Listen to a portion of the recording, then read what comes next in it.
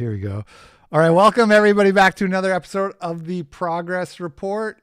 I'm joined by two very popular, well-known guests today who need no introduction. We got Styxhexenhammer666, first appearance here on the iHypocrite channel, actually for both of these gentlemen. How are you doing today, Styx? Very, very well. Good, thanks for being here. And we're also joined by Andrew Wilson, Christian debate bro extraordinaire, host of The Crucible. How are you doing?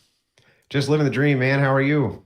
Good, thanks. Good. How's your family doing? Doing well, I hope. Yeah, can't complain. Yeah, we just had we have a daughter who's about 7 months old now, so kids are happy and healthy, and that's all you can ask for, right? I agree. Yeah. All right, so the way the show works is I have a bunch of clips for us to watch. Styx has told me he's only got an hour here, so we'll try to keep the pace up somewhat here, and let's just get right into it with our first clip. This is like I don't know, like one of these Protestant church things. I know, Styx, you're not maybe that interested in religion, but I just have one or two clips like that I wanted to hear Andrew's perspective. Oh, that's perfectly fine. Anything that you want. It's your show, my man. All right, cool. Take it away. Ain't no pie in the sky while you die. Something sound on the ground while you still around. And the question is, when you look at those Paul passages about slaves be obedient to the masters, that's a penny. In fact, it's such a penny and so contradictory to the themes of Jesus, I can say, I don't even look at them. I will say, go to hell, Paul. Whoa. And I can say, go to hell, Paul, about those slave verses. And I can say it to John MacArthur out there in California who said, what's wrong with slavery? And you get them Negro preachers out there believing that nonsense. I can say, go to hell about the authority of Christ. Because it's total out of alignment with Jesus Christ. I'm preaching, y'all just ain't saying nothing. All right. So because Paul had some passages about slavery, which that's kind of, there's like multiple things like that in the Bible. This guy says, go to hell, Paul. Yeah. So, it's a very Americanist version of interpreting that, because of course the United States had slavery a lot longer than most of the world, other than the nations in which it ended it. Well, interestingly enough, on the Protestant side, there's been a internalized war for about 100 years over whether or not Paul is even something which should be adhered to in the New Testament at all.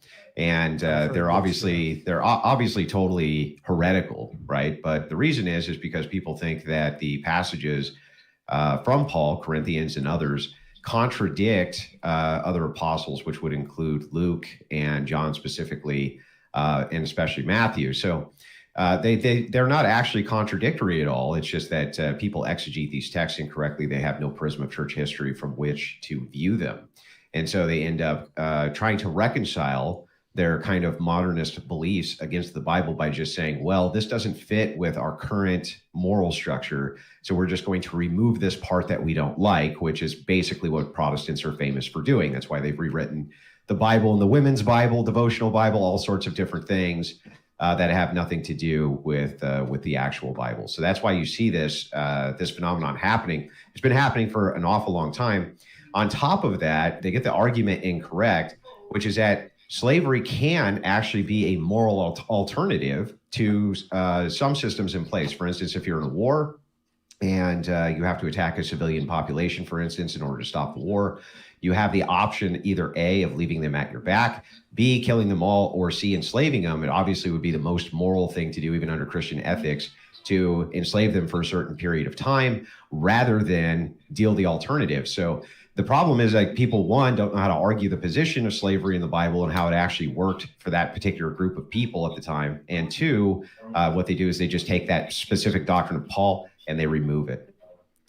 Yes, but if I just wanted to like kidnap somebody off the street and enslave them, would you consider that a sin? Yeah, of course. Yeah, I thought so. Well, I mean, so it's it depends on whether it depends on kind of whether it's your own people or if it's in wartime and it's the other people. Right. Wouldn't it be better just to intern them at that point? Yeah, so I mean, if you turn a person to make them work, what's that called? Slavery in the Bible typically entails work. Yeah, if you intern people and make them work, what's that called, Styx? I mean, it's slavery. So if you and there's never going to be a prison camp which you intern people temporarily where you don't make them work. So I mean, there's always going to be that element there of slavery. I don't know. Even the crazy socialists in the United States didn't force the Japanese intern to work. I mean, on Greg. Well, no, I think jobs, obviously, and things like that, but. I think they actually did make them work. And so, I mean, you can correct me if I'm wrong, but I'm pretty confident that they did when they interned them in World War II. They did actually make them work. But the thing is even in that case, if they didn't, I just wouldn't consider that slavery, but internment. I'm just saying that there could be options where slavery could be the moral option out of all the options that you have, on your plate, essentially. Google says they did work. Well, yes, they had jobs. Absolutely. I would think that would be a little bit more just than forcing them to work at gunpoint. That would be what slavery would entail. The typical exemplar of slavery would be basically do this or I kill or beat you or something like that. But that happened to the Japanese in the internment camp. They try to leave the internment camp. They'd be imprisoned, harshly punished, possibly beaten. Yes. Yeah, possibly beaten. But not only that, if you limit the options of jobs to things which are only applicable to your war effort, and you can't externalize jobs out of that because you need oversight, I don't see how that's not slavery. It just sounds like maybe a more minutia form of it. Yeah. All right. Well, we could argue this all day, but I want to try to keep the show going. So let's just go on to the next clip here. Urban Outfitters recently removed this item from their website. At first, it seems like an innocent calendar, but when you look closer, the date on the calendar is, of course, October 7th. The woke mind virus. They had to remove this Snoopy calendar because it had October 7th as the date. But what's funny is she's going to make the case that this is not accidental, and they do. What's the significance of the October 7th date? That's when Hamas invaded Israel. Oh, okay, gotcha. Yeah. To add insult to injury, on the very bottom it says, "Smile, it's today." Maybe it was an innocent mistake, even though several people must have had to approve this. And as it turns out, Urban Outfitters has done this before. There was the time they sold this tapestry for $70. If you're unfamiliar, this was the symbol that prisoners had to wear to indicate that they were gay. Their obsession with the Holocaust didn't end there, apparently. And then, of course, this shirt, which by itself could have been okay, but with the dollar signs and shopping bags, not so much. So it says everyone loves a Jewish girl, and there's dollar signs and shopping bags. Okay, that's probably not accidental. I mean, hold on. Let's just finish the clip and then we'll... What's going on, Urban Outfitters? Are you going to explain yourself? Are you going to fix this? How are we going to prevent this from happening again? Because at this point, it's starting to seem like it's on purpose. You really think that? You really think there's some anti-Semite at Urban Outfitters, like getting that stuff in under the radar, Styx? They've got the troll designer, I think.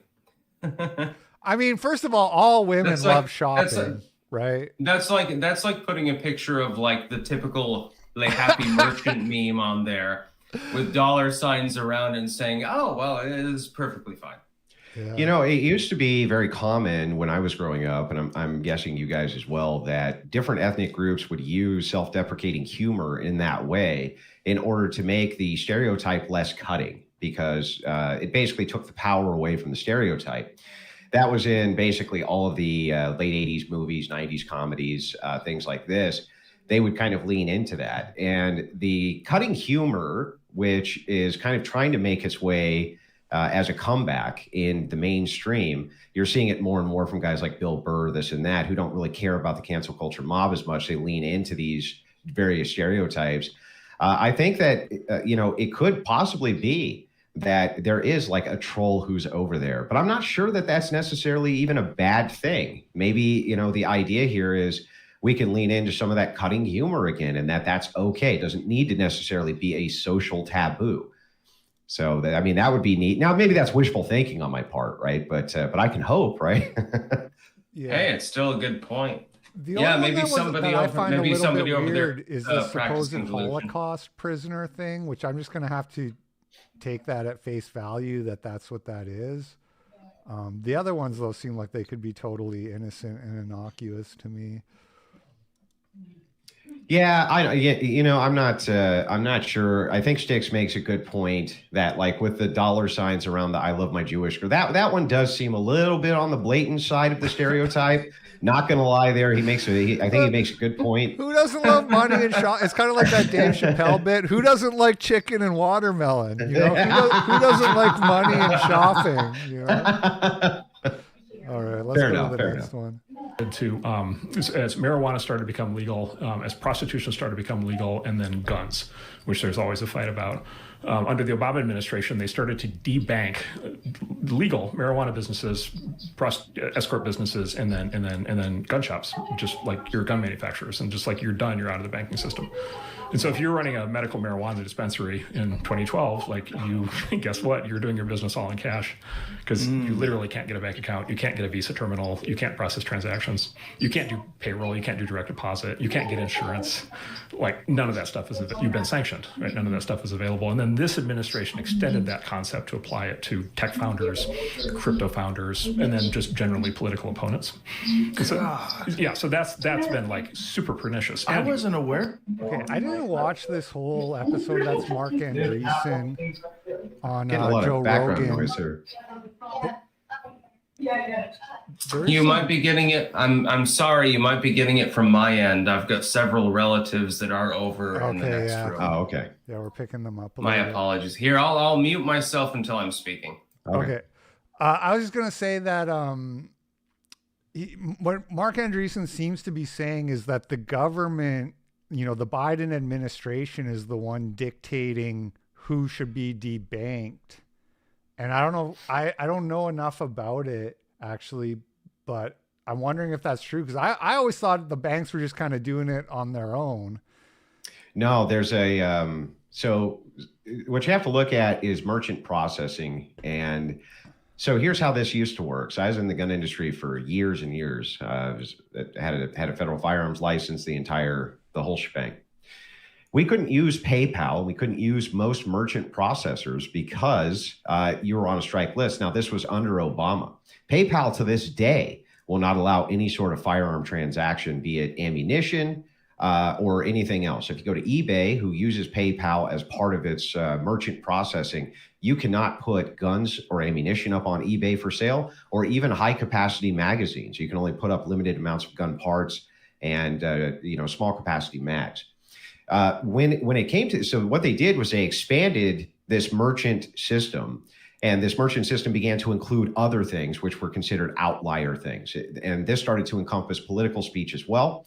YouTube started doing this with its merchant system. It used to be that you had a YouTube merchant processing, which would do it for you. But if it was political content, they immediately struck it. So they wouldn't even allow you to use their merchant processing system. So what this guy is specifically talking about is he's talking about merchant systems, and that merchant systems can put you on a list. And if you're on that list, you literally cannot use merchant processing through any bank because they're the ones who do the processing. So people get this mixed up. They think, well, it's the bank itself is putting the lien or the kind of strike on you. That's not what's going on. It's the merchant processors who are doing that. The Visa, MasterCard system, PayPal, and all of these are interconnected. So it's the processors themselves that do this. Yeah, I guess I just think of them and the banks as the same thing, but maybe that's not technically correct. But No. so like, for example, a few weeks ago, we covered this on the show. Aiden Ross got like debanked from American Express, and it was like the day after he had done a stream with Nick Fuentes, so everybody assumed that was the reason. Mm-hmm. But you're saying the way it works is that it's like is American Express in that case, they are like the processor, right? So that would be part of the, I don't remember what it's called, the it's the Amera something or another system. If they put you on, like Stripe can do this, for instance. Let's say Stripe and PayPal bans you, right? They can put you on a check system. So any merchant processor that you go to from there will not do business with you. And all they have to do is associate you with being high risk, whether you're high risk or not. So you can have, let's say, a t-shirt business where you sell 10,000 shirts a year. You only have 200 chargebacks. you have no problem. Or let's say you even have 1,000 chargebacks, you're not going to have a problem. But now let's say that you are a political activist and you have a following and you have a tiered system, membership system to your site or something like this. They put you on a list, even though you've had 0 chargebacks. They just say you're high risk. Nobody will process your payments anymore. So it's the merchant processor system that's the problem. The banks don't give a shit. They just hold your money and loan it. It's the processors you have to worry about. I think that debanking is a huge problem, because the problem is, if the government comes after you, there are constitutional restraints. So they're limited in their capacity to actually prevent you from doing business. You have like the drug scheduling system. And for instance, they're moving weed down to, I believe, Schedule 3 or something like that. With regards to guns, you've got the Second Amendment, things like that. But if they can choke you off at the point of buying, then it becomes a real big problem, because a handful of small large businesses generally tend to control most of the market supply. For instance, you have legalized marijuana in some states, but then you have dispensaries, so it's highly regulated. You have a handful of major ammunition and firearms companies. So you have like Glock, Smith & Wesson, and so forth. If they can go after them and they can prevent them from doing business, basically they've eradicated the entire market, because there's no other way for anyone to actually get through it. I see this as an offshoot of censorship more than anything else, though. It's essentially the government's way of bypassing the Constitution and trying to keep people from expressing themselves, trying to keep people from being able to do what they want to do, defend themselves, etc. No, yeah, well, there are progressives who are in these systems. There's no doubt that that's true. The thing is if you think about it from the position of censorship, I think that's a good way to view it. The idea here is if you have a cash business, you're going to have a storefront, and people are going to have to come in and hand you money. But most people don't process business that way. Neither of you guys do. You process your business online. You have to. You don't have a choice. So you're going to be using a merchant processor of some kind. In this case, on YouTube, you're using the merchant processor, which is YouTube. Perhaps people give you donations through PayPal. Perhaps you have a Stripe account or something like this, and that's where you get your donations. Almost everybody does business this way. So all that has to be done is the merchant processor cancels you, puts you in the system as being canceled, and other merchant processors then won't deal with you, because there's only 3 or 4 to begin with, by the way, that everybody's under the flagship of. And that's it. You're done.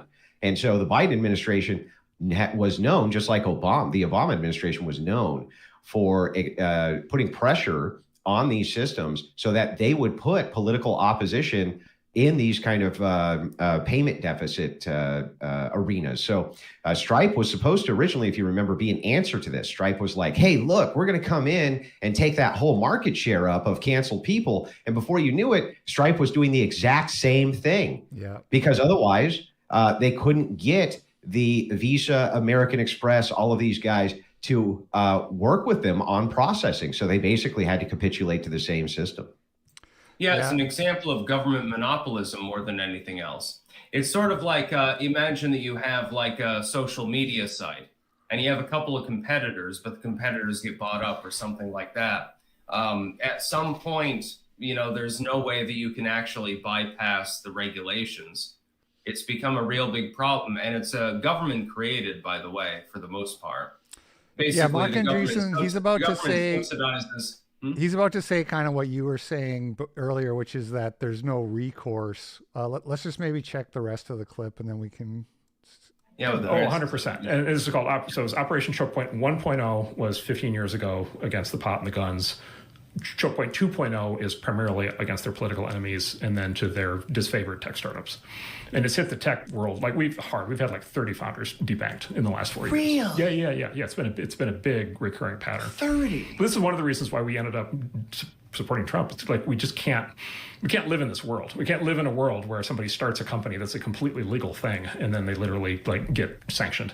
Yeah, they can't do and embargoed business by the United States government through a completely unaccountable. By the way, no due process. None of this is written down. There's no rules. There's no court. There's no decision process. There's no appeal. Who do you appeal to, right? Like, who do you go to get your bank account back?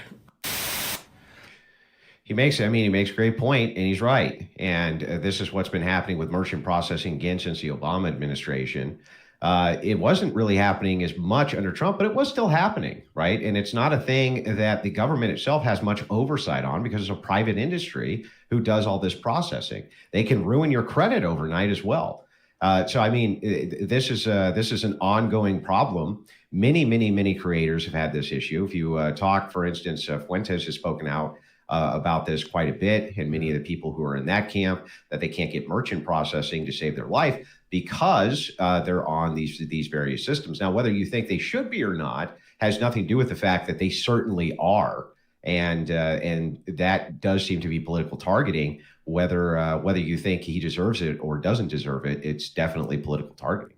Yeah. Do you guys remember Trump during his campaign talked about debanking? And then on the news, they were like, debanking, that's not a word. That's not a thing. What is he talking about? He's crazy. That was extremely funny when they denied that was happening. Gaslighting on level red. Yeah. All right. Let's keep going. Enough about the banks. All too often, I hear leaders talk about providing everyone with dignity and respect like it's an aspirational goal. That's not good enough. Dignity and respect is the bare minimum. It's the floor of where we can be. We must set our sights higher and focus on intentional inclusivity because there are still far too many people out there, not just LGBTQ individuals, that feel marginalized, shut out, or discriminated against. So for all of you out there, I ask you to set out your symbols of pride, share your pronouns in your email, particularly if you're a person who doesn't think they need to. Initiate difficult conversations about racial and gender barriers, and share a bit of your vulnerability in a way that draws others in. He sounds like the dollar store brand Michael Jackson. I want you to share your inclusivity. Your Styx, how do you sit in the room and not laugh though? Like, how can you be? I'd be the crowd and start talking, and I'd just be cracking up because it's so absurd. Yeah, well, they know they're going to get canceled, right? They're going to get disciplined if they do that. Can you imagine being in one of those seats during this particular speech? I want you to think of inclusivity. Yeah. It'd be really great for military purposes, you know? Yeah. Well, it's funny. I had a debate about this last night with one of the woke gender crazies on whatever podcast. And this actual very idea came up from this clip. The idea here is, well, what happens if you have an Orthodox Christian that believes that they're lying to you by not misgendering you, but you feel that you're pressed if they do misgender you? So both of you feel like your dignity as a human being is being taken away from you. How do you reconcile that absent separation? And she had no answer. And these people, like this one talking right now, has no answer for that question either. How do you reconcile those two worldviews? You can't reconcile them. Yeah, that's the problem with race. I mean, the problem is like with the military, you kind of want to be pragmatic, right? So you don't really want people to have to dilate when they're on, the battlefield. It's probably not the greatest idea in the world. It boils down to pure pragmatism. If this is some desk clerk or something like that, it's like, okay, who gives a shit? But if it's somebody who has to man a machine gun, I think that probably matters a little bit more. Yeah, a bit, I'm sorry, but the drones aren't flying because, I have to go and do something else. I'll be back in like half an hour. Well, not only that, but how demoralizing would it be if you're in a war and you're around a bunch of badasses and you're walking through the streets of, wherever, Kosovo with your badass machine guns, right? And you're just yoked out. You've got your vest with your full battle rattle. You're strapped with grenades. And the guy next to you is like, hey, everybody. You know what I mean? How embarrassing would it be and demoralizing for your squad to have to deal with that to begin with? Sorry, guys, I got to take a minute. I'll go into this bunker. Just give me 10, The enemy is right over there, fellas. Yeah, I was thinking of the demoralization when you were saying, how do you not laugh? Because you can't laugh, right? If you're sitting in that room, like you're gonna get like what do they call it in the military when you're gonna get sanctioned or whatever. I forget what they call it. Court martial. So you have to sit there. You have to just kind of sit there and take it. By the way, did you guys know Trump? There was a report that came out that he was going to kick all the transgenders out of the military. That ended up not being true, but it would have been funny. Well, he did. Trump put out a policy saying that any type of public school system which promotes any sort of family values external to the nuclear family, he was going to try to pass federal budget cuts towards those systems. I think that that's a great first step. When you look, half of morale, though, is the feeling of being badass, the feeling of being untouchable, the feeling of like, that's how soldiers hype each other up before missions. You ready? I'm ready. Hoorah! Right? Yeah. You look badass, bro. Let's go out there and kill I mean, that's half of it. You imagine going down and being like, Harper, man, you look like a killing machine. And he's like, yeah. And he goes to the next one and you're like, man, and you, Parker, you look awesome too. And he's like, yeah. And you go to the last one and you're like, and you, Cindy, you are looking thanks, guys. You know what I mean? Like, no, it's not going to work. It's not going to work. No way. You all have the power to take intentionally inclusive actions to ensure the multiple perspectives that we know make us stronger as we devise winning warfighting strategies get heard. Imagine my surprise coming to the gas stations here in Ireland being like, what do I do? Where do I put my credit card? I walk in the station, they're like, oh, you fill your gas tank first and then you pay. I'm like, how do you stop people from just filling up their tanks and driving away? And they're like, we trust Ireland versus America, ladies and gentlemen. Yeah. Well, I mean, first of all, that's a localized thing. There's many states where you pump before you pay still. There's all sorts of localities in Michigan where that's the case, or you can do either or. It just depends on where you're at. It's not like some mainstream policy, though I will say that a number of gas thieves ruined it for most people. There are still plenty of places where you pump before you pay. In fact, I've been just a few years ago, I was through a gas station, I believe in Kentucky, where I filled up my tank and forgot to pay. And I was, a couple hours down the road and I went, oh shit. And I called like 3 gas stations. I couldn't remember which one it was till I got it. And he's like, oh yeah, it happens all the time. Took my card over the phone and I paid him. So, but it's based around, again, kind of the idea of the high trust society, and they have it and we don't. So here in New England, it's probably it's sort of a rural area in Ireland, and it's probably like more rural areas in America where that happens, I imagine. In a big city, it's probably harder. I don't think I've seen it in a big city now that I think about it. People are noticing her nose ring, by the way. Yeah. There might be a reason for this. Yeah, not a good look. She sounds like she's from Boston. She has that accent a little bit I picked up on. I went over to Ireland. Matters. Everything we do is under fire. Elon Musk sits on Twitter every day, or X today, saying like, we are the media. You are the media. My message to Elon Musk is bullshit. You're not the media. You having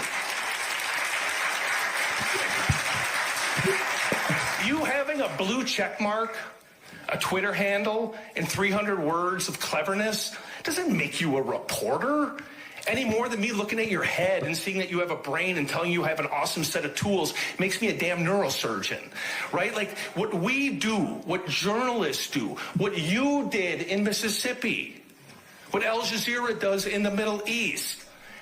You don't proclaim yourself to be a reporter. Like, that's nonsense. Like, being a reporter's hard, really hard. You have to care. You have to do the hard work. You have to get up every single day and say, I want to get to the closest approximation of the truth without any fear, without any favoritism. Are most reporters these days just sitting at a computer at a desk like... This dude is completely fucking delusional. Yeah. Well, he's not just coping. Being a journalist is hard. Yeah, try being a YouTuber. It's probably a lot harder than working at MSNBC. Jesus Christ. Now, IP, how is it that you can manage to cope that hard and sound like a whiny bitch at the same time? How do you manage to do that perfectly, where you're whining at the top of your shrill voice and coping that much at the same time? Of course, the alternative media is Twitter. The media moguls have known this for a long time. They have tried now to steer, starting with Don Lemon and many others, people over to Blue Sky. It's not working out a bit. If you go to Blue Sky, it's amazing amounts of cope over there of liberals actually posting things like pictures of them all hugging and leaving the conservative out and going, and they pretend the conservative is seething. But nobody even misses these people. They don't give a shit. I haven't noticed any distinct difference in Twitter and engagement or anything else because these personalities have left. Nothing, right? These personalities never engaged there anyway, is the truth. Them moving over to Blue Sky means absolutely nothing. And they're pissed. They are pissed that the citizen journalist now has as much power as they do. Guys like Steven Crowder set out poll watchers in the last election, made a huge difference. This is not something the mainstream media is used to dealing with. And by the way, Blue Sky is an absolute wasteland. If you go over there and you search anything politically related, it is literally the world's worst echo chamber. The funny thing is, liberal commentators will complain like, well, X is a right-wing echo chamber. It's all a bunch of Republicans, as though, there isn't a non-English speaking audience there at all. But then you go over to Blue Sky and you search, like, let's say you search Trump. What are you going to see? It's 99% nothing but Trump derangement syndrome. There are a couple of conservative commentators. They've made their own echo chamber, their own containment chamber, so to speak. That's funny, number one. And number two, then you've got these people, they think that the title of journalist means press pass and therefore prestige. And they think that that makes them special. And so what they really hate is the fact that people like us are capable of registering 5, 6, 7-figure audiences with much less overhead, with much less effort, and with much less coercion. That's the only thing. They're jealous of us. The funny thing is that Rachel Maddow is probably jealous of at least one person in this call at this time. Well, and probably looks like more of a man than most of the people in this call right now. That aside from Rachel Maddow, you bring up this great point, which is that the average guy now in his kitchen, his basement, his spare bedroom can have more of an effect on the culture than a massive media pundit. And that is insanely dangerous to the political establishment, and it always has been. And this is why YouTube and X and places like this were so heavily censored. Musk has tried to do this great balancing act, which has been very difficult. I've watched it since he got in charge, which is there has to be some level of moderation which occurs. You can't have unlimited free speech on these platforms. Not possible because of death threats, revenge porn, all these different aspects which come into play spam on social media.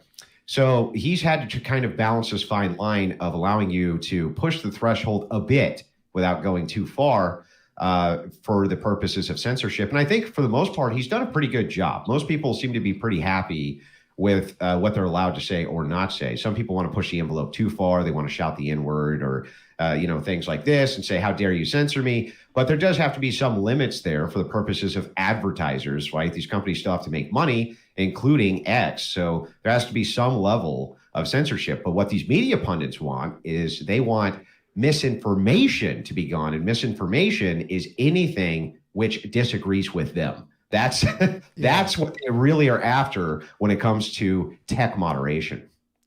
Yeah. I just want to throw in my 2 cents too. When you were saying guys whining and coping, it reminded me of how like there was some study that came out a few years ago about how journalists are like a bunch of like neurotic alcoholics, basically. Like they're just like really shitty people. You don't do that by popping off on Twitter. I'm sorry. You don't do that by having an opinion. You do it by doing the hard work. Yeah, come on, slow clap, everyone. Why do I get the sense, by the way, that dude was trying to emulate Obama? Extraordinary content. It needed to be said. Yeah. It continues to need to be said. When all of the garbage is flying around on social media, lying about reporters, lying about the hard work they do, lying about the hard work editors do, lying about everything up and down, about not only their alternative set of facts, but alternative set of facts about what people like you do. Is he my boyfriend? See, Scarborough, right, makes my point for me and Styx's. Think about what he said there, an alternative set of facts. This means if you're disagreeing with us, you're wrong. You're providing misinformation. You are a problem to the system and establishment which is in place. That's what alternative facts from these people means, is you disagree with us. Now, Scarborough recently, when I was on Tim Pool's program, we went over this. He recently in his prime time slot only had about 20,000 viewers, in his prime time slot in the evening. And that's a death sentence for guys like this.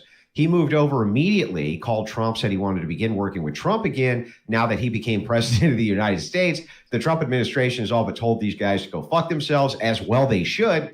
And so Scarborough is back to lapping the scraps from the MSNBC table while his old boomer population of consumers is dying off, as well they should. Fuck these people. They're scum, and they need to go exactly where they deserve to go, which is in the dustbin of history.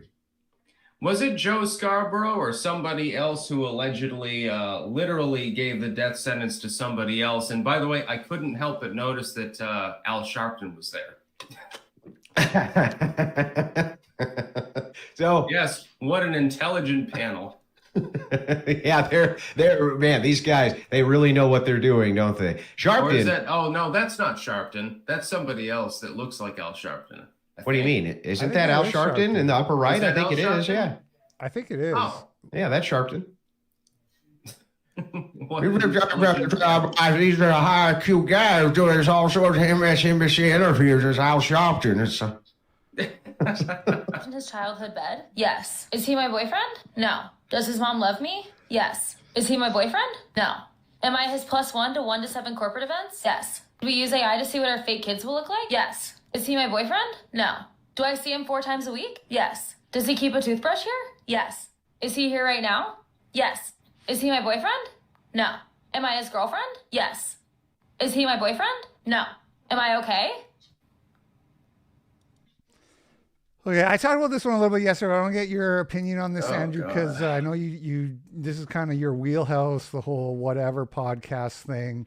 And we know there's a lot of problems with modern women, but when I listen to this video, what I'm hearing is the woman trying to explain from her side that she wants the commitment, but she's not getting it.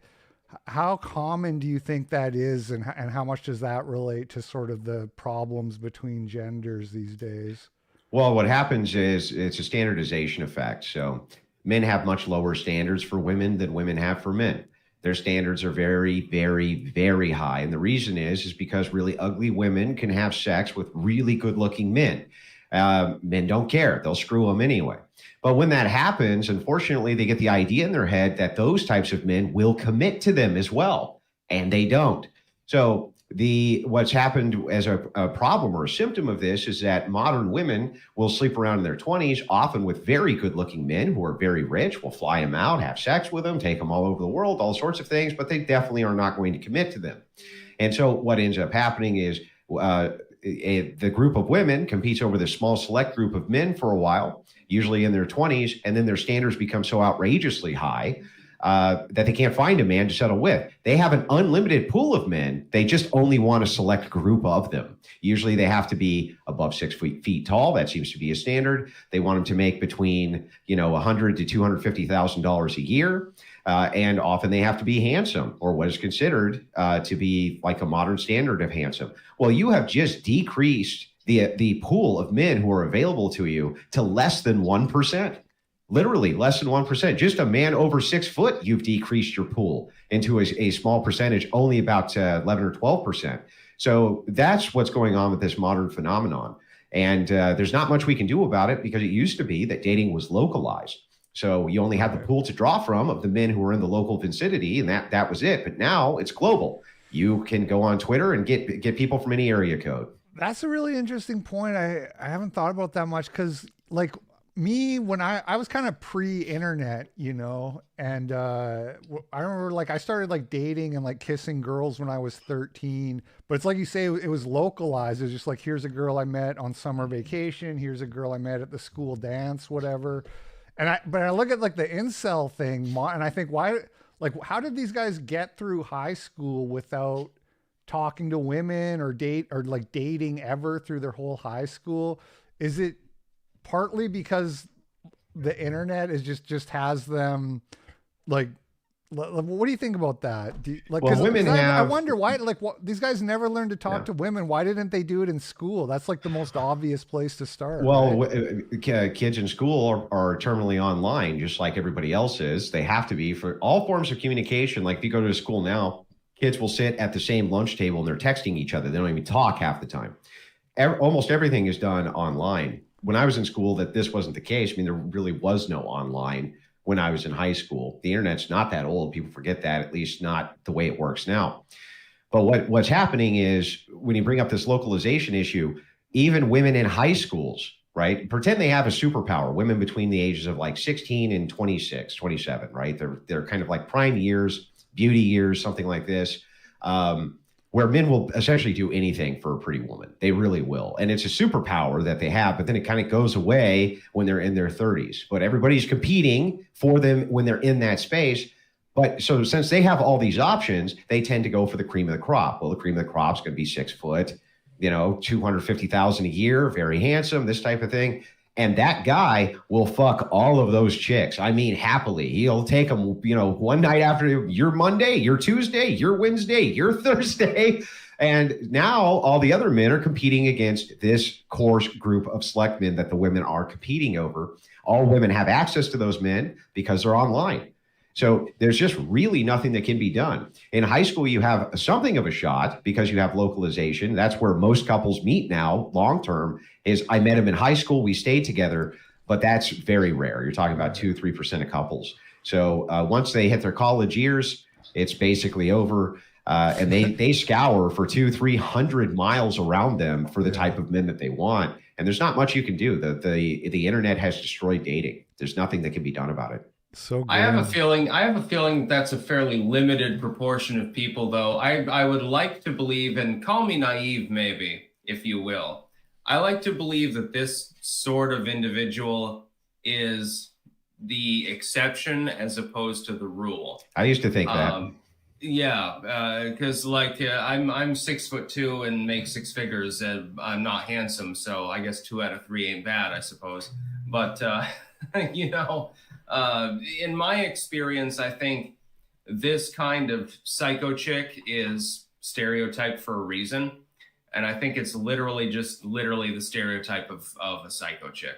I used to think these are the dregs of females, just as there are dregs of males. Like the average male isn't some brick shit house that goes crazy and smokes meth all day or anything like that. I don't know that we can judge this chick that harshly. Like she's kind of doing like a TikTok satire, skit, right? Yeah, it's satire. Well, yeah. The other thing is, of course, people clout chase and stuff. So, but Styx, the problem is, I used to think the same way until I realized something that was really, really important, which is that women have that option.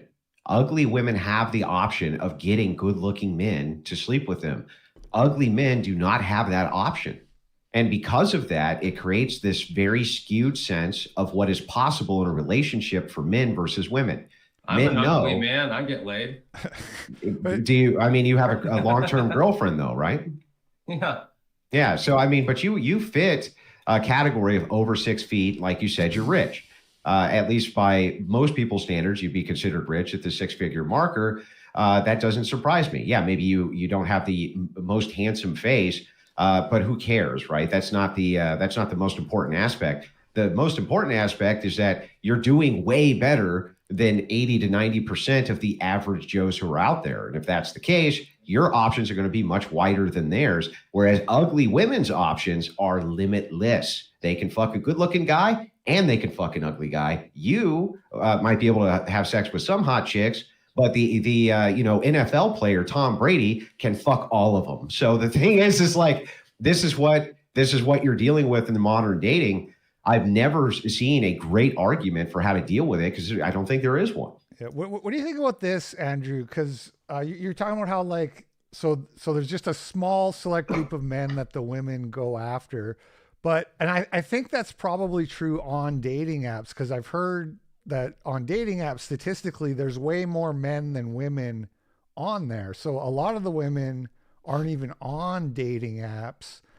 And so I think for the men who are not in the top 10% need to start also looking outside of dating apps to find a woman. They do. They look everywhere. The thing is like you're right in this sense. Probably 30, 40, 50, let's just say 60% of people, will find somebody. They'll couple up with somebody, this type of thing. But, 40% of people not being able to do that is societally damning. It's society ending. The birth rate right now is not even at replacement levels. It's not going to be because women value education, their fertile years. They're not getting married till they're in their 30s. They can't have as many children. It's that simple. And what's happened with dating is while they're in those years of going to college so that they have their safety net system, sacrificing the fertile years for the education is they're fucking like crazy. They're fucking all sorts of guys. They have body counts in many cases in the hundreds before they decide that they're going to settle down. By that time, the men who are in their 30s, who are now established, have good jobs, this and that, their pool of virtuous women to choose from drastically drops. So you have two sides of the coin, which are both problematic. Yeah. All right. We are running low on time for Styx, so let's go to the next one here. Sure. I'm trans and I'm scared for the trans community. This is why people don't take us seriously. Me personally, getting on TikTok and making my funny little skit videos about funny little interactions I've had in life. I'm the reason they don't take us seriously. Me personally. I also get comments like this of people saying that the reason the American economy is bad is because of people like me. And the reason our country's so fucked up and the reason the rest of the world laughs at us is because of people like me. No, you're not part of the problem. Is this meant to be a satire or is this actually a serious video? No, this is serious. This is legit. I think she's being a little not a satire, but she's also she's sincerely, authentically a freak. But what she's saying is she's like, oh, you guys think I'm the problem? Like that's funny. You're crazy. I'm not from that voice at that one point. I'm not so sure that's a she actually. Well, they said they're trans, sure? So I'm assuming biological female and living life as a man. Can somebody send this clip to Clown World, please? He follows me on Twitter. So somebody send it to Clown World. Say, Andrew says you need to post this. That guy's cool. He'll post it. This is so funny. What the hell? Squishy tummy. Oh yeah, I forgot to tell you. He's got squishy tummy. It's my happy boy. He's already spoken for, so I'm sorry he's not available. I do sell blank kits, but that's all in order. I don't actually just have kits in stock. They sell really fast. So anybody else get really, really uncomfortable? Creeped out? Yeah. Creeped the fuck out? It's very, very creepy the way that's presented, yes. Who is buying these dolls? That's not a real kid. Pedophiles? I thought at first it was. I thought at first it was a real kid. I mean, it's very lifelike at first until a few seconds I could see that there's no breath, no mannerism. But the thing is by the way, why isn't the progressive left completely trying to dismantle this chick for that particular doll, right? Couldn't they easily make this is a stereotypical type argument against this woman? I would think they could. Are you referring to the fact that the doll looks like a mulatto? That seems like a really weird choice. Well, and also even say about this.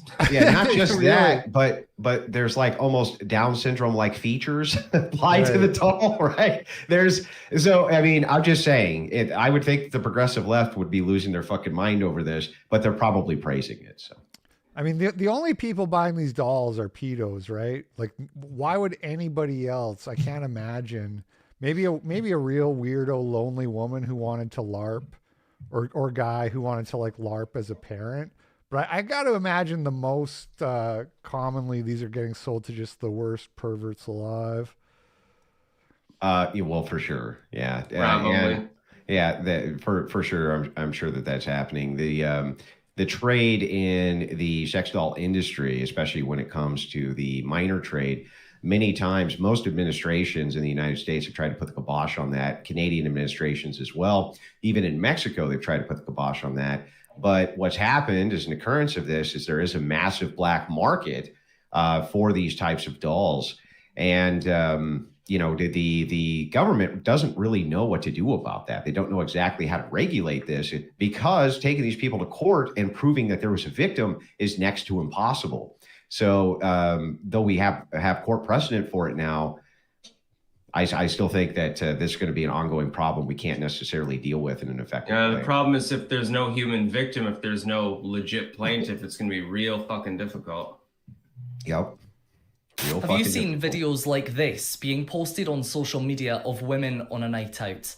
Well, police have arrested a 27-year-old man as part of their investigation into the videos, which regularly get viewed millions of times. The man from Bradford was arrested on suspicion of stalking and harassment, and Greater Manchester Police said as well as the publicly viewed videos, officers also uncovered more content behind a paywall, including suspected non-consensual nudity. GMP said that while filming in public is legal, this filming crosses the line into offences like upskirting, stalking or harassment. 60 officers are being deployed every Friday and Saturday across Manchester hotspots on the lookout for predatory behaviour. Well, I mean, if it's upskirting or something like that, that does clearly cross the line. That violates the NAP. Yeah, I wonder if that's true or they're using that as a justification. Like, I obviously don't know. They said allegedly non-consensual or a suspected non-consensual behind the paywall. Well, that could be just like some woman's tits fell out or something like that while he happened to be filming. That shouldn't be illegal. Yeah, so I don't know if you guys have seen these videos, but it's like they used to go around on Twitter a bit, and you would see them, and it's just like a bunch of women who are like out clubbing like this, walking around, and for some reason they did get a lot of views. For some reason, these really like intrigued people and captured. They wanted to talk about it, the state of society, and all that. But the problem is the UK is so fucked up that I can't put it past them that they would go after this guy even without the upskirting and that, and just say like, oh, like you're making women uncomfortable, basically. You know how they are over there. Well, and the UK is going through a massive period of social upheaval. What I consider what's going on right there now is a system of freedom fighters who are actually trying to take their country back from a foreign invasionary force, which was led in by their legitimate government, who they are now quickly delegitimizing. So messes like this, I think, if they could get rid of the foreign invaders and reestablish a government which actually gave a shit about the people, I don't even think that this would be a problem. This is not a thing that traditionally Englishmen have had to deal with. It's just not. Same thing in Ireland, same thing in most of Western Europe. They used to have some really good value structures there from both the Anglican Church, Catholic Church, the established Christian order, and it's becoming destroyed quickly. And God bless the freedom fighters there doing what they can to put an end to that. Yeah. All they want to do is get a pint. The next clip actually ties into that here. What the British people are owed is an explanation. Because a failure on this scale isn't just bad luck. It isn't a global trend or taking your eye off the ball. No, this is a different order of failure. This happened by design, not accident. Policies were reformed deliberately to liberalise immigration. Brexit was used for that purpose, to turn Britain into a one-nation experiment in open borders. Global Britain. Remember that slogan? That is what they meant. A policy with no support, of which they then pretended wasn't happening. Incredible things are happening. So that's Keir Starmer, how you say it, the Prime Minister of the UK, left party, Labour Party, the Socialist Party, basically. Communist Party. Yeah. Coming out and being like, there's way too much immigration. We have open borders. What the fuck is they have the conservative leader. I think I have a clip from her too. She's like this Nigerian lady named Baden Dog or something. She's saying the same thing. You got Trudeau in Canada saying there's too much immigration and we're going to start sending these people back. What's going on? Are we winning, bros? Is this what winning feels like? The policy of birth rates is the issue. So now that the United Nations has gone 500 million underneath their forward projections, they also know that they're going to be 2 billion underneath by 2050. We have a massive crisis in the West of not being able to reproduce ourselves, which means either A, we're going to have to step up reproduction by having national plans, which are associative to the actual people of these prospective countries so that they begin having families, or B, we try to replace them with immigrants. The problem is that the immigrant nations that we're recruiting from also have a replication crisis when it comes to their own populations. So you can only draft for so far. So war strategy plans from the United States to the UK are now beginning to take this into account. What the fuck do we do when we don't have enough young men to take care of our elderly, like Japan? What do we do when we don't have enough young men to draft into a war against barbarian hoarded invaders who may come to attack us? They don't have the answer to that, except, okay, unless we start repulsing immigrants and instead start incentivizing the natives of our own nations to reproduce, we're going to be at a massive global strategic disadvantage. And while that's not being publicly talked about yet, it will be in the next couple of years. Sure, but I find like they've been doing the replacement for years. They've been saying, well, just bring in whatever Indians, sure, Somalians, whatever. Now you have Trudeau, you have Keir Starmer, you have all these like liberal Western leaders saying we need to start sending these people back. Well, these are all based on UN projections. It has to be public opinion has gotten so down on the mass immigration that it's political suicide not to have some kind of harder stance on that, right? They didn't care then. Exactly the truth. But they didn't care then. They didn't care when it was political suicide to not support Brexit. They didn't care when it was political suicide not to support mass migration. Trump ran as an anti-immigrant president, anti-immigration across the board. It was political suicide then to oppose it. Democrats didn't care. Globalists didn't care. But now we have a different problem. What happens when masculine nations like in the Middle East and masculine nations like in China, who are foreign adversaries, who have a patriarchal system, decide that they're going to invade your country that can't even reproduce its own citizenry? The UN projections are all banking on that the global citizenry would increase in number, going up to 10 to 12 billion before stabilization were incorrect. That's going to go up to about 9.5 billion and drastically drop. China is projected to have only half of its population by 2050. Half. That's 500 million. That's an extinction level event. Over in South Korea, you're at less than one child per woman, less than one. It's like 0.71 or 0.7. This has created a strategic paradigm where North Korea can literally just swallow them via the fact that they have the population to do so. The West is shitting its pants over this issue, and nobody even knows about it yet. Oh, they know about it. Elon Musk has brought up this issue many times. I just find it really, really funny that leftoids have decided to co-opt this particular issue because they were arguing against it for 1,000 years, you know? Yeah, they were. Well, same. We must must the allow same thing. everyone in. Give us your huddled masses. But now all of a sudden they don't want the huddled masses anymore. Styx, do you remember? I don't think it's for strategic purposes, though. I think in their case it's only for political purposes. Only because the population has begun to wake up. But Styx, how do you reconcile this then? Do you remember the 1980s, 1990s Democrats who were always harping on why free trade was bad with and having these massive deficits with these other nations because it destroyed the unionization concepts in the United States of high-paying, good jobs. They were appealing to the blue collar. And they were essentially saying that having this type of global trade system with free trade and no tariffs and things like this were actually detrimental to the society of the United States. These were Democrats who were on that train at the time, while at the same time wanting foreign cheap labor to come in from Mexico and other places with their immigration policy. Has switched 180, right? But they didn't seem to care at all about switching those positions, even when they were politically painful for them because of lobbyist money. So I'm wondering if in this particular case, they're looking at it and go, because I don't think Trudeau has backed off a bit on wanting a pro-immigration program. Democrats most certainly haven't. AOC's out there every day. We need more immigrants. We need more immigrants.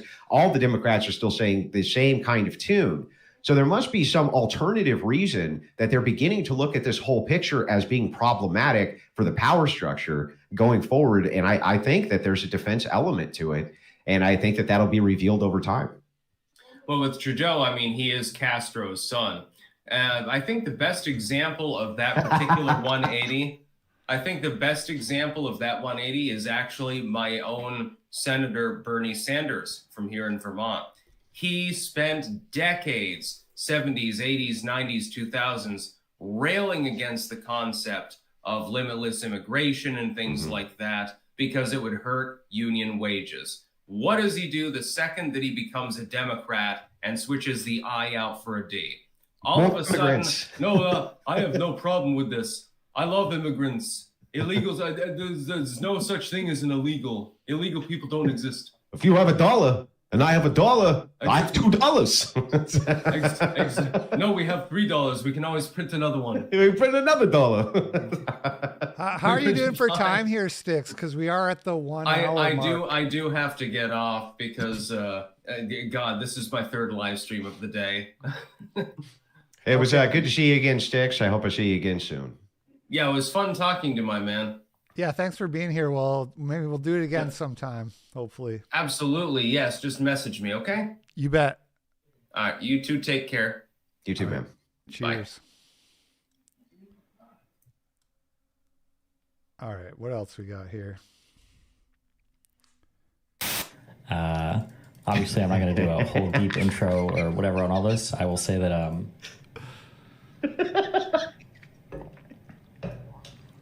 I think a friend of mine's account from that I talked to like 3 or 4 years ago ended up getting compromised, and sometimes you just gotta roll with the memes. It is what it is. What do you want me to say? What do you want me to say? Okay. Sometimes it happens. So a recap for our story so far with the Coomer Gremlin. Yeah. What happened shortly after his wife left him for a twink on the sink and decided to go off to wherever it is that a formerly cooked woman goes off to. Destiny was having, during this time, an affair with one right-wing conservative, you could say, maiden of the conservative mattress club, Lauren Southern. Lauren Southern, while they were having this affair, was, though we don't know this for sure, perhaps cheating on her husband with the Coomer Gremlin himself. But whether she was or not, we do know for sure that she was definitely screwing this guy. They tried to keep this under wraps to the point where they developed a conspiracy, Lauren Southern and the Coomer Gremlin, to defame one Rollo Tomasi by forging paperwork and pretending to be Lauren Southern's ex-husband. They decided to run this op against him to discredit him, to hide this affair which had been going on. The affair was finally exposed because Destiny was DMing various things to a married woman he was trying to sleep with. this married woman, he also sent her pornography of a woman, like, for instance, his orbiter Pixie sucking his dick, him sucking the dicks of men. There was just a lot of dick sucking. Wait, hold on. Is this the Rose person from the... Yes. Because I heard she was 18, so I assume she wasn't married. My understanding is that she was married. Okay. But if not, I'll stand corrected on that. I don't think it's the pertinent key to the story. But while going ahead and DMing the porn of his various orbiters having sex with him and sucking him off, and him sucking off random grinder guys who have pot bellies, leading to a conspiracy that even him and Fuentes had engaged in these various things. This is being politically expedited, of course, by Fuentes' enemies. It's as false as could be. If that was ever true, Destiny would immediately out that as fast as he could, because it would destroy the career of Fuentes. It's always been absurd on its face. So what happens when all of this porn is released that he sent out without the permission of the people he made it with to this woman is that her account later gets hacked, or so the story goes, and this ends up on Kiwi Farms, where hundreds of thousands of people get to go see for themselves that this guy is one of the grossest coomers who's ever lived, right? And literally takes loads in his mouth, as well as being a cuck and sending out pornography of people he has made the porn with to complete strangers he's trying to sleep with. And now he's going, well, you just got to roll with the memes. Yeah, I guess you do. I guess you just kind of got to roll with the memes, huh? Yeah. I mean, I think you summarized it really nicely there. That's about where we're at. Good grief. The thing that pisses me off the most about this guy and his degeneracy is he's got such a big audience. He's got these dudes who look up to him and think this guy's living the life, you know, he gets to have sex with all these women, whatever. And it's like for most people aren't like sociopathic like Destiny. So there would actually be like a lot of emotional turmoil. You know, if like your wife left you, for example, this guy just seems like unfazed by it all. So he's a really horrible role model for any normal person to look up to. I think he has, but he was fazed by this and the affair that he had. He apparently was in love with Southern, and Southern apparently did not reciprocate, though I've been told that she's shown a lot of love in a lot of conservative circles. Destiny acted as the linchpin point for her entrance into Twitch politics. Southern was completely defamed by the left and the right both, and was left on the sideline. Her documentaries weren't doing very well, and her entrance back into conservative politics were basically null and void. What happened, though, was that she utilized Destiny as a linchpin to get into, at the time, a very popular segment called Twitch Poll. And Twitch Poll, I don't know if you're very aware of them, Twitch Politics was what Destiny was the head of. And so using him as an entry point there, she was able to get back into political streaming and carve out a pretty good living. The exchange for this seems to have been her vagina. Now, ultimately, I think going forward, his audience is going to remain. They don't give a shit. They're all Coomer gremlins themselves. Mm-hmm. I remember prepping for a debate against Destiny. I reached out to several people who were familiar with his debate tactics while I was kind of formulating which route I wanted to go. One of them I sent a DM to was Nick himself, and I asked him, what should I look out for when he does the spurt prattling and this kind of thing? And one of the things Nick responded with was, well, the thing is I was in a space with this guy one night, and I kid you not, every single person who came onto the space to have questions with me was trans or gay or in a poly relationship. So essentially, they were all just as bad of degenerate coomers as he is. So the thing is like ultimately, I think that this doesn't hurt him a bit. And as sad as that is on the commentary of the American political left, they just absolutely adore this shit. Yeah.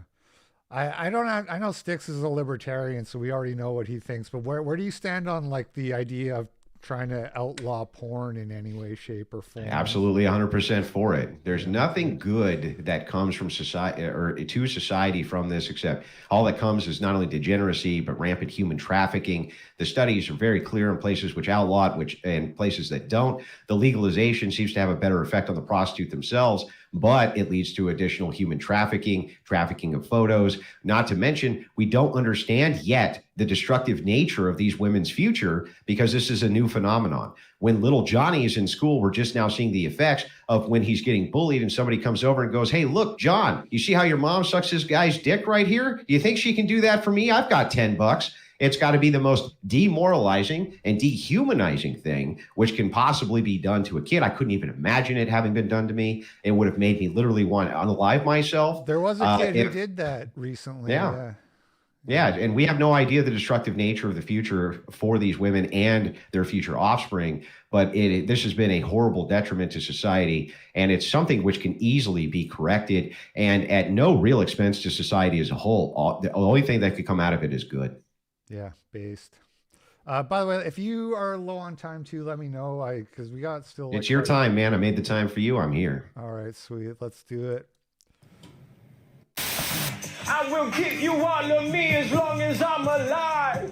When it's tough, I will not run. I'll stick right by your side. Woo! You held it down when I declared a war on my own pride. With zero hesitation, I am making you my wife. Do you want something real? Yeah, yeah. Hey, well, I'm telling how you feel. Yeah, yeah. We love me every day. Yeah, yeah, yeah, yeah. We got your heavy pay. Yeah, yeah, yeah, yeah, yeah, yeah. Do you want something real? Yeah, yeah. Will you always tell me how you feel? Yeah, yeah. Will you love me every day? Yeah, yeah, yeah. By your head and pray. Yeah, yeah, yeah, yeah, yeah. They say white people have no culture. Yeah, I know. What were they thinking? We're going to go sit down to a nice turkey dinner after this. Okay. I mentioned this in the Discord when I was picking the clips, because the full show that I put out is just raw clips called You Can't Stop Progress, and it's like 2 hours long.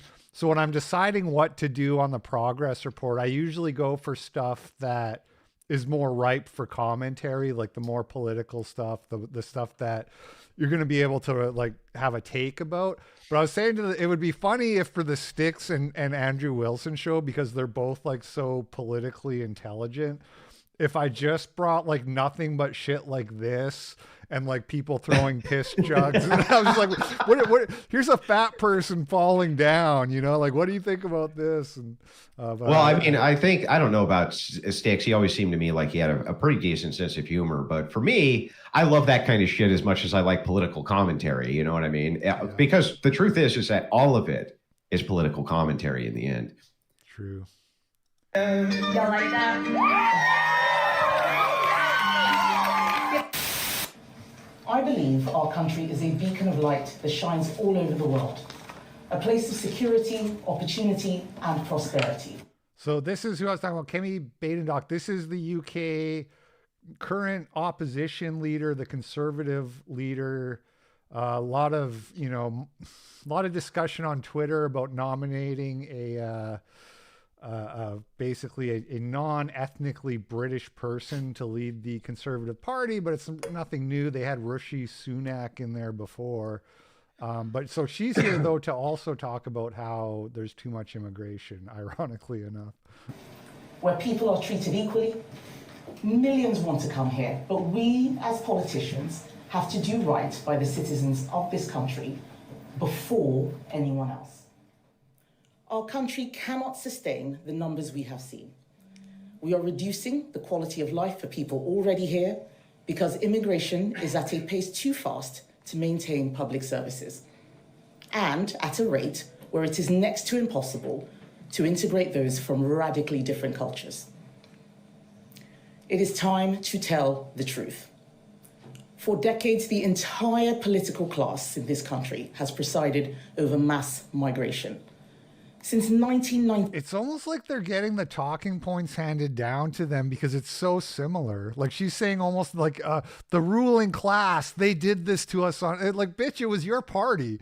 Your party, yeah. The party you lead now was the one in power for most of the time. What do you mean ruling class? Well, and then the next step, of course, Nigel Farage, he was the head of the UKIP party. Yeah. And, I would say the sole architect for Brexit. Now, Farage was a brilliant rhetorical mastermind. Farage could literally have you on the edge of your seat while you listened to economic talk. It was the most bizarre skill set that I've ever seen. But he'd go in and go, now, Mr. Van Rompuy, the biggest problem that we have here is that there's too many of these damn immigrants coming in, Mr. Van Rompuy, right? This guy was fantastic about it. These people are now adopting not only his talking points, but they're going to start to adopt this other aspect where they blame think tanks. They're going to start blaming think tanks. Oh, we were just acting on the information we had at the time from this think tank, from that think tank. That's how they're going to justify, even though it was our party who brought all this shit to you, we were lied to. Very similarly to how Clinton and the rest of the Democrats said the same thing about the invasion of Iraq. Oh, it was actually Bush lied. They falsified intelligence. We had no idea, even though all of them were essentially doing the exact same thing. They just try to shift the buck, and that's what they're going to do. They're going to shift it over to think tanks. Nigel Farage predicted this 10 years ago, and that's what's going to happen. Yeah. 24 every year has seen more people arrive in this country than leave. Numbers climbed and climbed. During the last Conservative administration, we promised to bring numbers down. We did not deliver that promise. We ended free movement, but the system that replaced it is not working. Some of the increase in migration was for humanitarian reasons that few would disagree with, taking in refugees from Ukraine and British overseas nationals from Hong Kong. But that was not the whole story. We may have tried to control numbers, but overall, we did not deliver. You can smell the fear, can't you? You can smell the fear. Like there's an undercurrent, and the people I talk to in the UK tell me this, like there's an electricity in the air. They feel like there's a powder keg that is ready to explode. And this is almost a global phenomenon happening all over the West. It's the same type of electricity that we probably felt around the J6 events, right? Where you kind of knew something was coming. You just didn't know what. You probably had that feeling. Many political commentators and people who are attached in politics did. And they have that same feeling going on in the UK too. It looks like there's a whole lot of, okay, guys, we hear you. Please don't drag us through the streets, tar and feather us, beat the hell out, you know what I mean, et cetera, et cetera. They do seem to be backing off on the rhetoric a bit. Though I think that there's a strategic purpose for why they're doing that. There does seem to be the powder keg element. And we have seen uprisings go on all over the UK, and they have basically tried not to televise them. They've said that they're going to round up all the people who are uprising. They're going to throw them in prison. They have not been successful in doing that just yet. So I think these people they're shitting their pants to a degree here, IP. Yeah. Oh, it's LP, by the way. Or LP, sorry, LP. No worries. That happens. So this is like an old MSNBC clip. We were watching earlier. We had the Joe Scarborough with Sharpton and that. This. I saw this on Twitter and I couldn't believe that this kind of thing used to be on MSNBC. Somebody was smoking in the bathroom. Someone was smoking in the bathroom. Old Michael Savage clip. What happened? Half hour into the flight, I need to suggest that Donna might take your, because your teeth are really bad. All right. So you're one of those sodomites. Yeah. Are you a sodomite? Yes, I am. Oh, you're one of the sodomites. You should only get AIDS and die, you pig. How's that? Why don't you see if you can sue me, you pig? You got nothing better than to put me down, you piece of garbage? You got nothing to do today? Go eat a sausage and choke on it. Get trichinosis. Okay, we have another nice caller here who's busy because he didn't have a nice night in the bathhouse, is angry at me today. Give me another one. Put another sodomite on. No more calls? I don't care. Let's go to the next scene. I don't care about these bums. They mean nothing to me. They're all sausages. Next scene. On to the next scene on the Savage Nation. Now, interestingly enough, Michael Savage, he was always an interesting character in the AM talk world. He was a California native, San Francisco specifically. And Savage used to really, really hate. He was considered the dissident right of his time. He hated Rush Limbaugh. He referred to him as the golfer. He referred to Sean Hannity as the builder and Bill O'Reilly as the dumb immigrant, right? He loathed all mainstream conservative politics because he said that they were doing everything that they could to destroy his message of three, which was borders, language, and culture. He thought that those were the three components to building a society, and he's right about that. And he thought that these people were all detrimental to that message. they were going to destroy the country by being too necessarily inclusive of the right wing. He was a prophet of his time, I would say, because that's exactly what ended up happening. Yeah. And how did MSNBC go from that to what happened there? That's quite the transformation. Well, Savage had a contract with MSNBC that they had negotiated out. On the AM waves, he was kind of king for quite some time, second only to Rush Limbaugh and Sean Hannity. He was number 3, essentially, in the nation. The Savage Nation was doing quite well. At this time, they were trying to broker various deals with AM talk radio hosts because the left was trying to push the Fairness Act. This was not going well, and they were also launching what was called Air America Radio. Air America Radio was the... Yeah, that had Randy Rhoads, not the guitarist, but the chick, Randy Rhoads. She was the spearhead of Air America, along with Alan Combs and many others who ended up getting brought on board. As Air America Radio was being pushed in, these conservative talk show hosts were being recruited by major networks. This started with Sean Hannity. They moved him over to Fox News. You had Hannity and Combs. That became a show, and they would do his regular radio broadcasts and do Hannity and Combs. So they were trying to recruit these kind of AM talents because that's the only place they could recruit from. MSNBC offered a contract to Savage. That clip right there is what ended that contract. Oh, shit. Well, man, you really know your stuff. I'm impressed. My name is Sunshine Rainbow. My pronouns are she, her, they, them, queen, and goddess. Yeah, you thought I only dunked on hoes? I'm an artist. I didn't really know. I didn't know. Yeah, you're a wealth of knowledge. With an activist, a drag queen, and I'm sick and tired. I'm gonna recite some poems. That's small poems, so they're all together. This one is called I Am Somebody. I am somebody, I may be black, I may be white, but guess what? I am somebody. I am somebody, I may be rich, I may be poor, but guess what? I am somebody. I am somebody, I may be an immigrant, I may be a citizen, but guess what? I am somebody. I am somebody, I may be a man, which I ain't, I may be a woman, which I am, but guess what? I am somebody. I am somebody, I may be straight, which I ain't, because I tried that shit once and it didn't work out. All over the country, there have been, now this idea, I think you remember about 10 years ago, this started on college campuses with the idea of the safe space.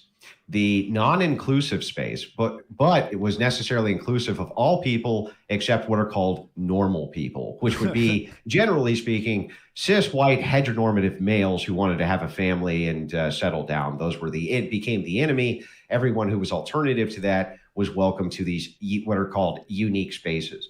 And giving your truth or my truth became far superior to the truth. And the idea that my truth, or feminist standpoint theory, the idea that the prism of history can only be told through the prism of the victim, became vastly popularized. And this is exactly what you see as a phenomenon of that. And it moved directly, of course, into churches. Churches were the last bastion of resistance against the woke freedom fighter of your truth, because it was a way to destroy objective truth. That is what Christianity focuses on, is what is objectively true. And so you'll see these spaces become completely perverse with not only these lunatics, but sewing circle Christians, as I like to call them, which are essentially Protestants who use mainstream feminist messaging in order to destroy and subvert. How do Christians reconcile this with the Bible? I've never understood, that the Bible's pretty clear on a lot of this stuff, and they just don't seem to have a problem with it. They're totally captured by the libtard mentality. I can tell you exactly how it happened. So after the second schism, which happened between the Catholic Church and Martin Luther, Protestantism was born. All of the modern cults that you see are born out of Protestantism. I'll send you a copy of my wife's book, Occult Feminism. It goes over this phenomenon in depth. A great book. So all of the kind of occult mentality from these Enlightenment principles, which is then mixed in with the Bible, also gets combined with the unique Protestant idea of what's called exegesis. This is the idea that you, the interpreter of the Bible, can utilize the Holy Spirit to come in and tell you the meaning of the passages rather than church authority telling you this.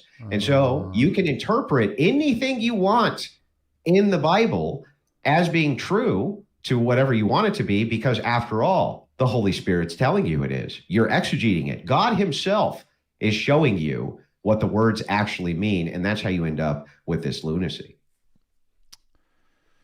Good to know. But guess what? I am somebody. I am somebody. I may be straight, which I ain't, because I tried that shit once and it didn't work out. Maybe I am naive to believe that Democrats would do anything about Putin, about Russia, and about Trump, about the MAGA party. Maybe I'm naive to believe that they would hold them accountable for what they've done. They are traitors to this country, every single one of them. Kamala Harris is a seasoned prosecutor. If she just sits back and allows this to happen, then what's the point of voting? You know, if our votes aren't gonna fucking matter, then what the fuck is the point of voting? And that's maybe why some people voted, because they just believed that it was bullshit. And they didn't believe that it would count. And, you know, to some degree, I don't fucking blame them. So if they just sit back and allow this to fucking happen, I won't vote again. I'll get off every social media platform forever. And I don't care what it... Do you think he picked out this music? He must have, right? He's really this is my Braveheart moment. It needs to be impactful as I deliver this stunning speech, you know? Well, how the turntables. Anybody says, if we're just going to sit back and allow these fucking traitors to destroy our country, then I don't want to fucking vote again. I don't care about the system, because the system will have failed us. So, you know, I'm sorry if that hurts your feelings, but like, what the fuck is the point? Okay, so real quick, let me backtrack briefly, because there's a bunch of people in my chat who are pissed and handing me L's because of my Protestant rant. It's not true of all Protestants, obviously, right? But you guys do have to admit it is true of many of the modern Protestant churches. So that aside, on this, I fucking love this shit. Okay, I'm not going to lie. I love the fact that these people are suffering internally. I love the fact that their brains are being tortured day and night by Donald Trump. I love the fact that they're weeping all of the time. I love the fact that they didn't get what they want and they're throwing their little fit. And I love that I get to remind them of that every day, that I get to go on TikTok and say, how does that make you feel that we won? How does it make you feel that we get to make you suffer for as long as we possibly can? And we torture these people in the crucible endlessly. We torture their minds with the memory of what it was like under Trump. And that is going to be even worse this time, because he's going to want political revenge against his adversaries. And this is what they have to look forward to. And these bastards deserve every bit of it, because ultimately they have made our lives a living hell for years and done everything they can to throw the proponents of right-wing ideology in prison, debate, deplatform, and destroy them in every single capacity they possibly could. Fuck them. Yeah, I agree, and I also enjoy their tears immensely. Yes, we are getting kind of close to the end here. A few more clips. What's the point?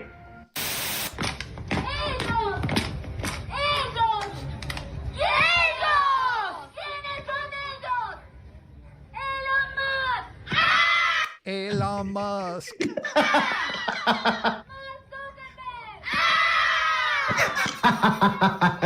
Did they say Mike Cernovich? There's no way. Look at this troll. Look at her. Oh, God. Oh, no. Let me back up just a little. Okay. Ew. Oh, God.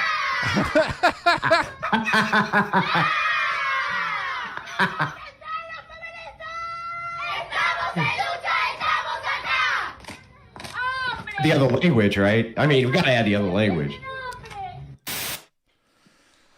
Oh, it's the greatest. No. Listen, the psychological damage which has been done to these people for the second time around, right? Forcing them to repeat their earlier trauma of Trump being elected the first time has literally been the privilege of my life. To watch these people have their second meltdown on MSNBC and to get to watch it again like it was the first time was the most fantastic feeling to watch Destiny go, no, we're not going to lose, and watch the entirety of everything he got together for election night completely crumble under him was definitely a privilege. I wish I could repeat that night. That should be Groundhog Day. That would be my perfect Groundhog Day. Is just wake up every single day to capture that moment again and again and again. I just don't think I'd ever get sick of it. Yeah, I was telling you before the show, I had a couple viral videos this month, and it was basically just libtards crying stitched together. People love that stuff.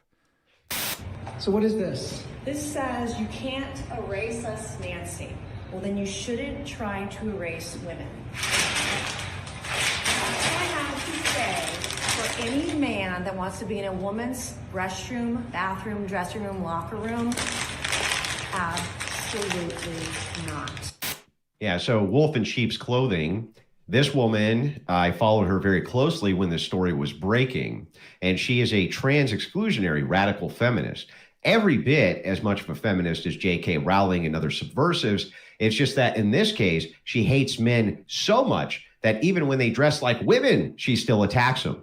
So this only gets a half-based point. It's only half-based. The other part would be fully based if she came out and was like, and by the way, also I'm quitting office and I recommend all women do the exact same thing. Yeah. And that would complete the arc of making her actually awesome. But unfortunately, we're left with only kind of moderate rhetoric on Capitol Hill. And it's not particularly helpful because all it does is push radical feminist ideology.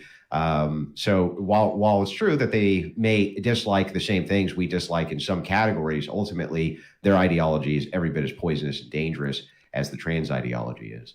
Yeah. It would have been good to have Styx here for his thoughts on the trans bathroom debate. I don't know how he feels about that, but to me, it seems like kind of one of those linchpin issues, similar to like gay marriage. It's kind of like once you say who cares what bathroom people use, it's like how do you care about anything at that point? You know, how do you defend having any kind of standards if we're not going to say like keep grown men out of the same bathroom as like young girls and shit like that? Well, the Crucible's ethos is not one step back. With the idea there being that if we take even for a second the foot off the gas pedal on the culture war, any small amount of ground we lose, we actually lose entire nations. We actually lose, entire battles just by losing an inch. And in this case, you're right. The second you give up ground for this, you lose the moral high ground for all sorts of other things. Where the Supreme Court can be challenged by men who come in and say, well, who can marry a woman? And the Supreme Court can't answer because it's full of left-wing lunatics. It goes ahead and usurps the will of the people who vote down things like gay marriage and just unilaterally decides that it's okay to do. It's a ridiculous system, which actually disenfranchises the entire point of the democracy the left claims that it wants. And so ultimately, I don't think that we can take a step back. Not one step. I don't think we can take one step back on this. I think you're absolutely right about that. You know what? Bet. All right, this is like my favorite here. Okay, this one's good. I mean to be at the Capitol to change the world, and I need everyone's help to do it. I mean to make the biggest spectacle I possibly can of myself with more than 20 million people at my back. Yep. I am weaponizing blue sky, I think is what I'm attempting to do. I am attempting to weaponize blue sky in raising me up to the level of giants so that I can say our piece. So they're a bunch of insurrectionists then. Yeah, exactly. You're gonna lead and the funniest part, my favorite thing about this is 6 likes on his video. I need 20 million people. Who's with me?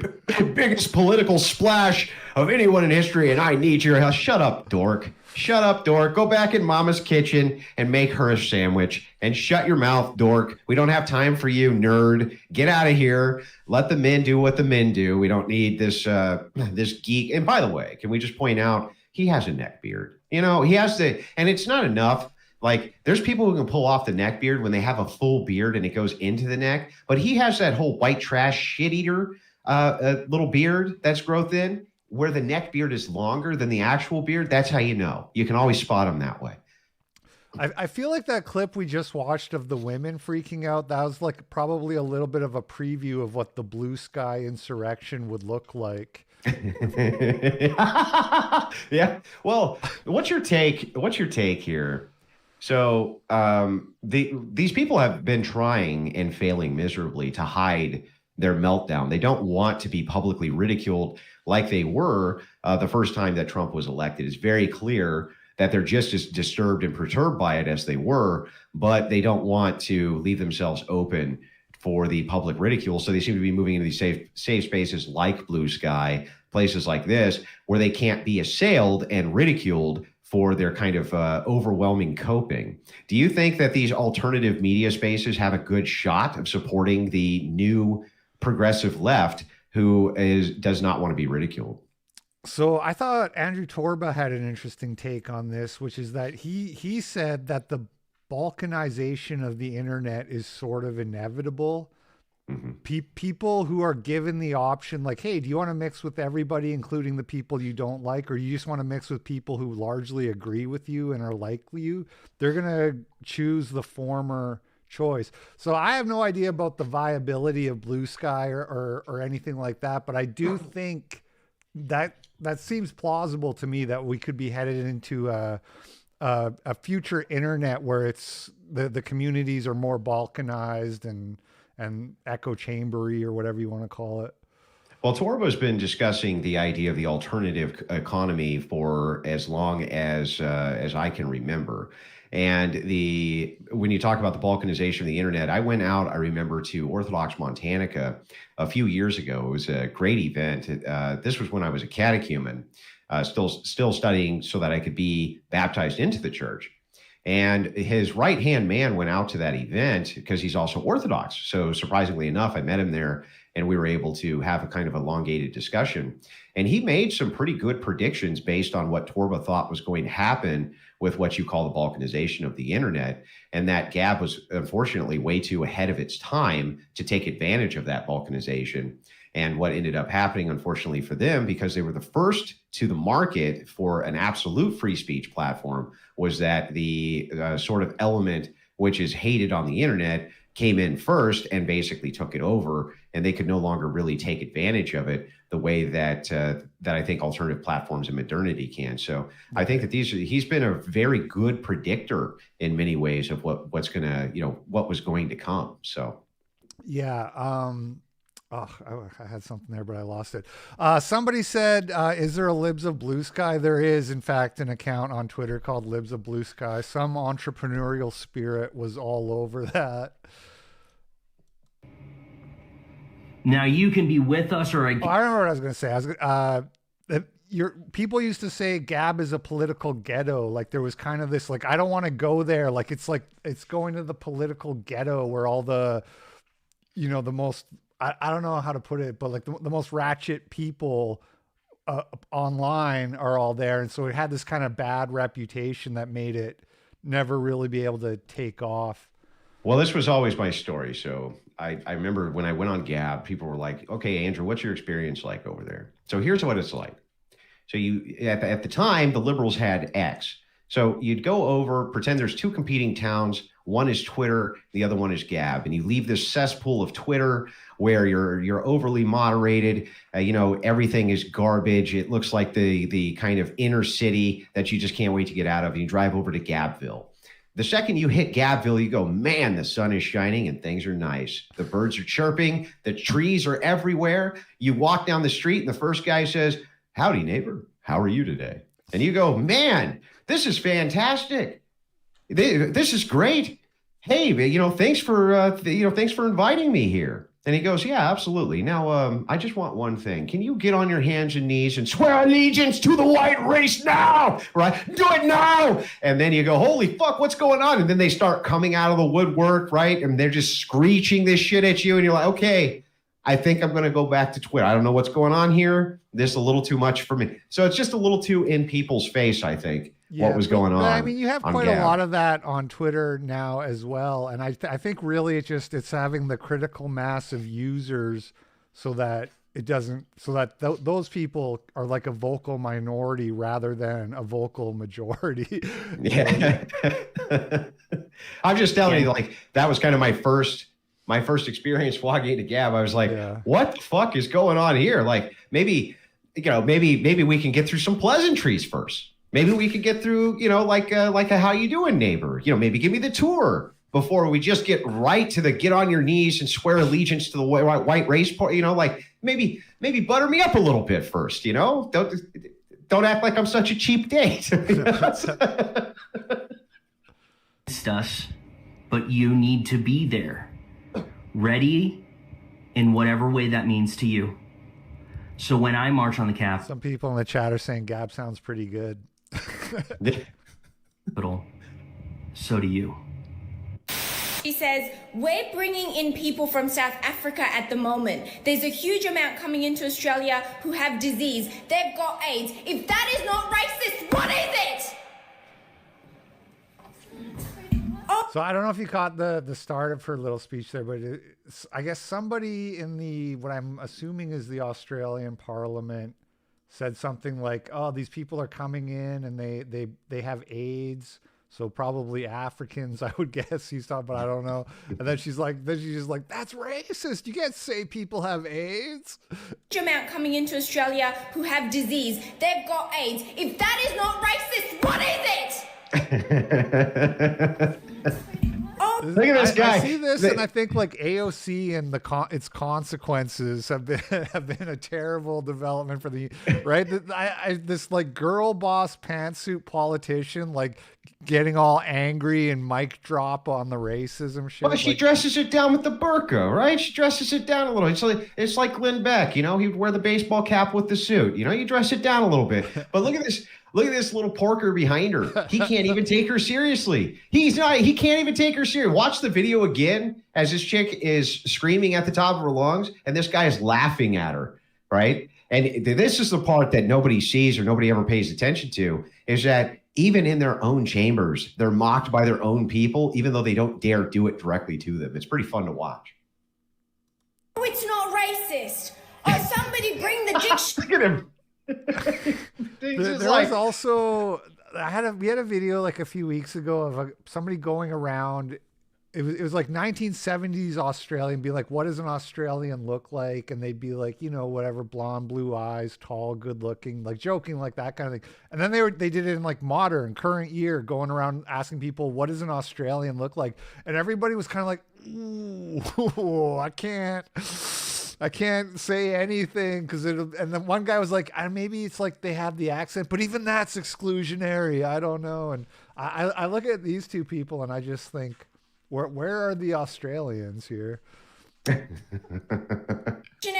because Senator Hanson does not know the definition of racism. The fact that you would say just weeks ago to Senator Faruqi, piss off back to Pakistan, you're not just vindictive, mean, nasty, you bring disgrace to the human race. That's not very nice. That's not very nice. As a senator. Yeah, that's actually the last clip. Yeah. Yeah. I don't know who she's talking to, but I kind of like him. He's kind of growing on me. Oh, for sure. The thing is ultimately, now that you see the pendulum swing back, you see Trump back in office.